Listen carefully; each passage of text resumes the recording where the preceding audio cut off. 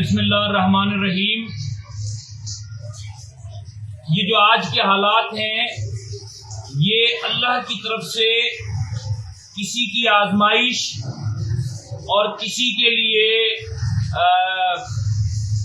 گناہوں کی سزا ہوا کرتی ہے۔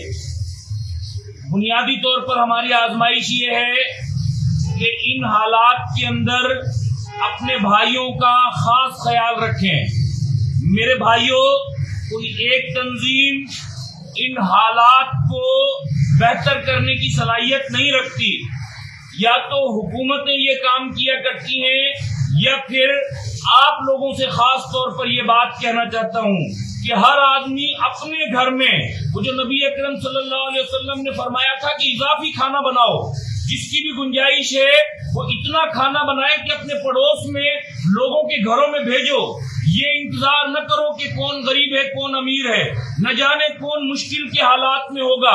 الخدمت فاؤنڈیشن بھی ان حالات میں آپ لوگوں کے درمیان میں ہے۔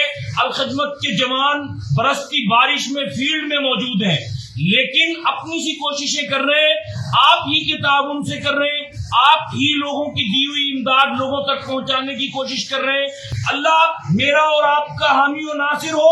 مشکل کی یہ گھڑی گزر جائے گی، لیکن میرے اور آپ کے رویے قوم کو، برادری کو اور گھر والوں کو ہمیشہ یاد رہیں گے۔ جزاک اللہ۔